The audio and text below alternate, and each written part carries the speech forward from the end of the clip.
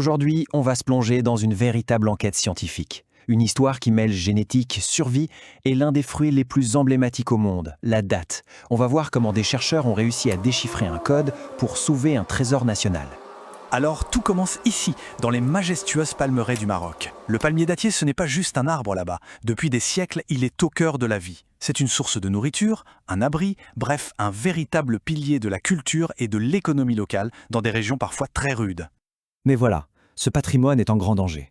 Et la menace vient de deux côtés. D'une part, il y a une maladie terrible, un champignon appelé le bayoud qui fait des ravages. Et d'autre part, il y a un mystère, un vrai casse-tête. La grande majorité des arbres sont, des inconnus.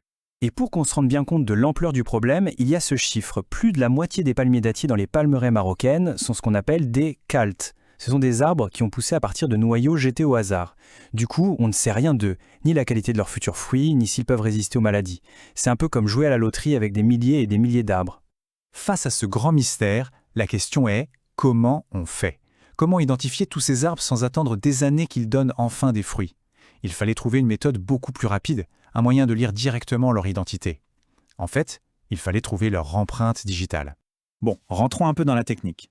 L'outil clé de cette enquête, c'est l'isoenzyme. Qu'est-ce que c'est? En gros, imaginez des protéines qui font le même travail, mais qui ont des petites différences dans leur structure.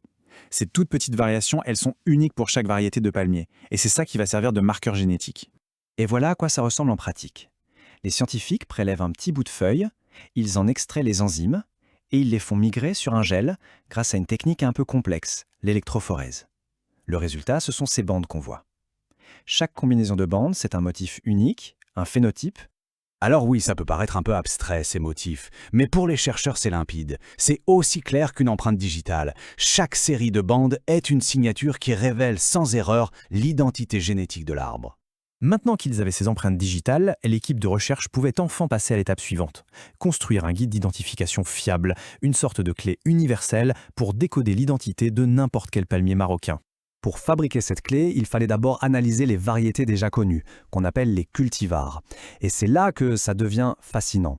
On a par exemple le fameux méjoul, une date exceptionnelle, mais très fragile face aux maladies. À côté, le boustami noir, moins incroyable au goût, mais hyper précieux parce qu'il résiste au bayoud. Ou encore le bouskri, une date sèche de super qualité. Chacun a ses propres super pouvoirs en quelque sorte. Et voici le résultat de tout ce travail, la fameuse clé de détermination. Ça fonctionne un peu comme un jeu de piste. En analysant les motifs de 3 enzymes seulement, on suit les branches de cet arbre de décision et hop, on peut identifier avec certitude un cultivar parmi 28 des plus importants. C'est juste un outil révolutionnaire qui fait gagner un temps fou. Armés de leur super outil, les chercheurs sont retournés sur le terrain. Cette fois, leur mission, c'était de cartographier la vraie composition génétique des palmeraies et enfin, de lever le voile sur le mystère des caltes. Grâce à cette analyse, ils ont pu dresser une véritable carte génétique des palmiers du pays. C'était la première fois qu'on pouvait non seulement identifier les arbres un par un, mais aussi comprendre la répartition des différentes variétés et voir comment les palmeraies étaient connectées entre elles génétiquement. Et ce graphique, il illustre parfaitement leur découverte. Les contrastes sont incroyables. Prenez la palmeraie de Marrakech. Près de 80% des arbres étaient ces fameux calces non identifiés. C'est énorme!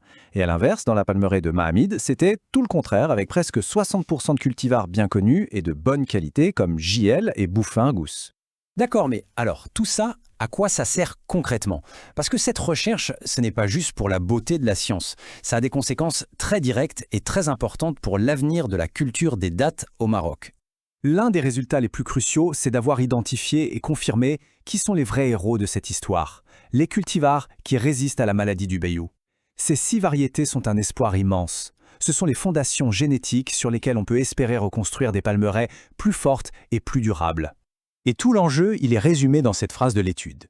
L'objectif final, ce n'est pas seulement d'identifier, c'est d'agir, c'est de sélectionner. Avec toutes ces informations, on peut maintenant créer des programmes pour croiser les variétés et obtenir le meilleur des deux mondes.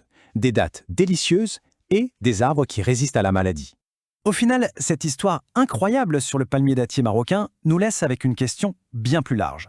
Maintenant qu'on apprend à déchiffrer le code génétique du vivant, quels autres trésors de la nature, menacés par les maladies ou le climat, est-ce qu'on pourrait bien sauver ?